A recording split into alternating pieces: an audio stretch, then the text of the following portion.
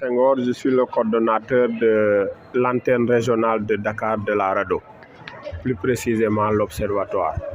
Nous avons organisé aujourd'hui une activité ici, un panel, pour revenir un peu sur la loi sur les lanceurs d'alerte annoncée par le président de la République, mais aussi le programme de digitalisation du service public qu'il a lancé, pour voir un peu la pertinence dans le contexte sénégalais. C'est pour cela que nous avons invité des experts ici, les gens de la PLAF. La PLAF, c'est la plateforme qui s'occupe des lanceurs d'alerte en Afrique.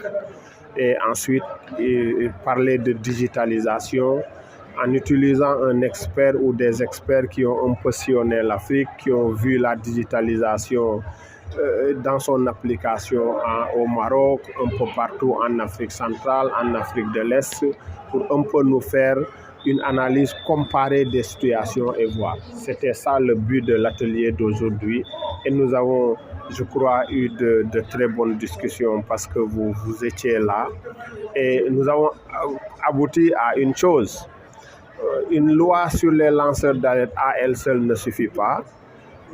Normalement, il doit y avoir un paquet de lois votées pour que la protection soit plus efficiente, plus efficace.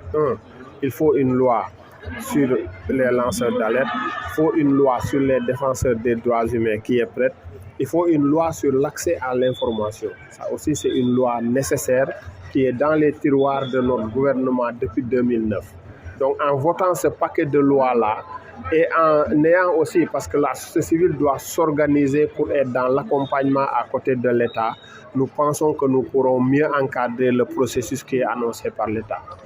Justement, c'est ça l'essentiel. L'essentiel, c'était de susciter le débat et de voir un peu dans quel sens les gens vont aller. Et les réactions ici nous ont montré que c'est des questions qui méritent des discussions parce qu'il y a des spécialistes qui en connaissent plus que d'autres.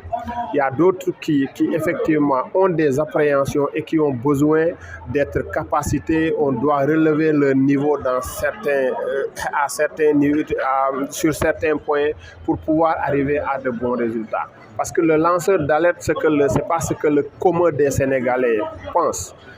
Aller dans Internet, dénoncer, faire de la délation, attaquer certains, diffamer de l'autre côté, on risque de se retrouver avec beaucoup de procès. C'est pourquoi il est important que ceux qui connaissent ce que c'est que le lanceur d'alerte parlent et que ce soit vulgarisé dans tout le pays, à travers vous d'ailleurs, à travers les médias, à travers des activités, pour que les Sénégalais comprennent qu'est-ce que c'est qu'un lanceur d'alerte. On comprend bien ce que c'est un lanceur d'alerte. C'est très utile même pour l'Afrique parce que le lanceur d'alerte, il va toujours avec la corruption.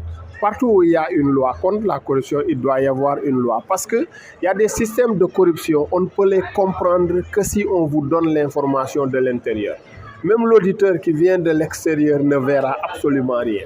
C'est les insiders, comme on dit dans le droit pénal international.